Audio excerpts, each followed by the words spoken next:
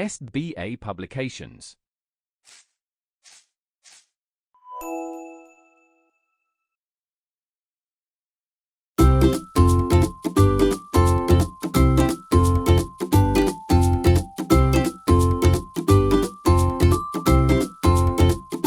नमस्कार प्यारे बच्चों, कैसे हैं आप सब। मैं उम्मीद करती हूँ आप सब बहुत अच्छे होंगे। प्यारे बच्चों, आज हम पढ़ेंगे पाठ 15 जिसका नाम है बातचीत का ढंग। चलिए शुरू करते हैं।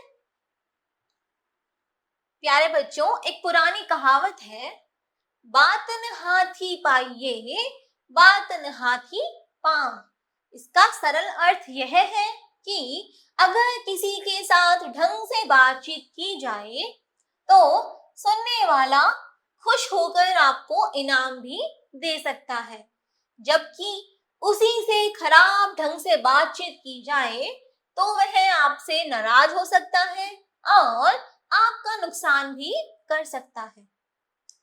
यह बात आप अपने घर में भी देख सकते हैं। घर में आपके बड़े आपकी हर प्रकार से देखभाल करते हैं।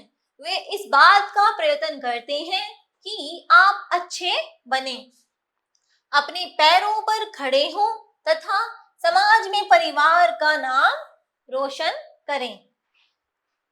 जब वे आपके लिए इतना कुछ करते हैं, तब आपका भी यह कर्तव्य है कि आप उनके साथ नम्रता और शिष्टता से बातचीत करें।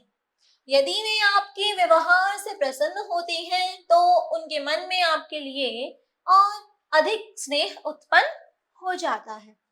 अब एक बात पर विचार कीजिए कि कल जब आप भी बड़े हो जाएंगे, तब क्या आपको अच्छा लगेगा कि आपके छोटे आपसे अशिष्टता से बात करें? क्या आपको यह अच्छा लगेगा? यह हमें कदापि अच्छा नहीं लगेगा। संसार में जितनी भी महान संस्कृतियां हैं, वे सुनीतियों के आधार पर ही ऐसा रूप ले पाई हैं। उनके व्यवहार और आचरण के कारण ही लोगों ने उन्हें पसंद किया है। क्या आप चाहेंगे कि लोग आपके व्यवहार और आचरण के कारण आपको पसंद ना करें?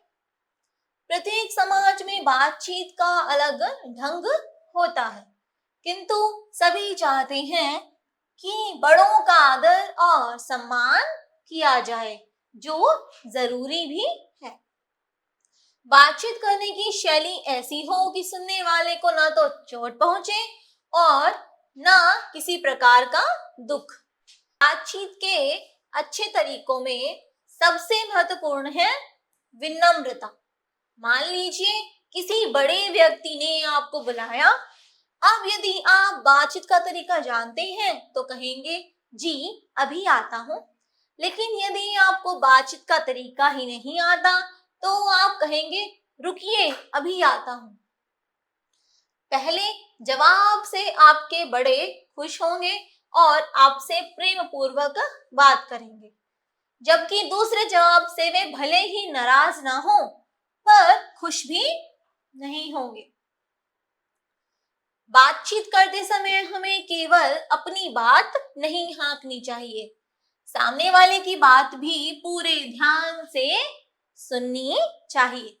बातचीत करते समय ऐसा भी हो सकता है कि आपके बड़े कोई ऐसी बात कह दें जो आपको ठीक ना लगे, अर्थात आप उससे सहमत ना हो। ऐसी स्थिति में पहले उन्हें अपनी बात पूरी करने का मौका देना चाहिए। बीच में ही बार बार टोकना अच्छी बात नहीं मानी जाती। अगर टोकना जरूरी हो तो कहना चाहिए, माफ कीजिए मैं आपसे सहमत नहीं हूँ, या माफ कीजिए आपकी बात स्पष्ट नहीं हो रही। कभी कभी जब कई लोग किसी एक विषय पर वाद विवाद कर रहे होते हैं, तब कुछ लोग एक साथ उठकर प्रश्न करने लगते हैं। इसका नतीजा यह होता है कि किसी की भी बात पूरी नहीं हो पाती और बेकार का शोर मच जाता है। समाचार चैनलों पर आप ऐसा लगभग रोजाना ही देख सकते हैं कि अगर आपके सामने कभी ऐसा कोई मौका आए तो आप अपनी बारी की प्रतीक्षा कीजिए। पिछली कक्षाओं में आपने पढ़ा ही होगा कि अपने से बड़ों से कोई वस्तु मांगते समय हमें कृपया कर, कृपया आदि शब्दों का प्रयोग करना चाहिए, जबकि कोई गलती हो जाने पर माफ कीजिए कहना चाहिए। आपने कई बार देखा होगा कि आपके पास पास बैठकर बातचीत करते समय भी कुछ लोग बहुत जोर जोर से बोलते हैं। कभी कभी कोई जब धीरे से प्रश्न करता है तब भी उत्तर देने वाला जोर जोर से बोलकर जवाब देता है। ऐसा करना अच्छा नहीं माना जाता। सामने वाला बहरा थोड़े ही है। जोर जोर से बोलने पर सामने वाले को भी तो परेशानी हो सकती है। आवाज उतनी ही होनी चाहिए कि आपकी बात सामने वाले की समझ में आसानी से आ जाए।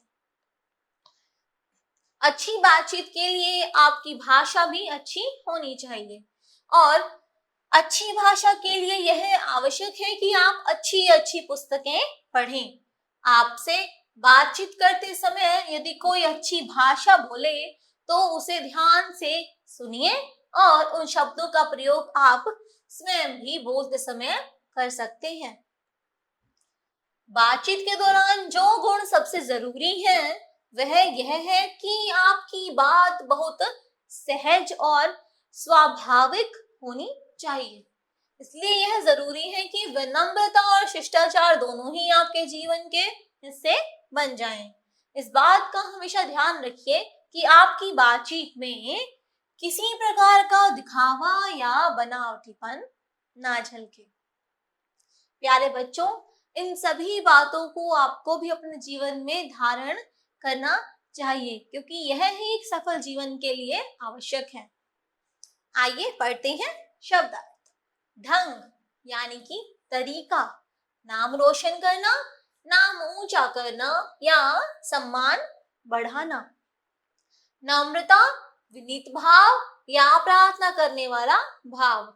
शिष्टता, सज्जनता या आदर भाव। आचरण, तौर तरीका या व्यवहार। शैली, ढंग या तरीका। अपनी बात हाँकना, केवल अपनी बात कहना। सहमत, जिसका मत या विचार दूसरे से मिलता हो। टोकना, रोकना या बीच में बाधा डालना।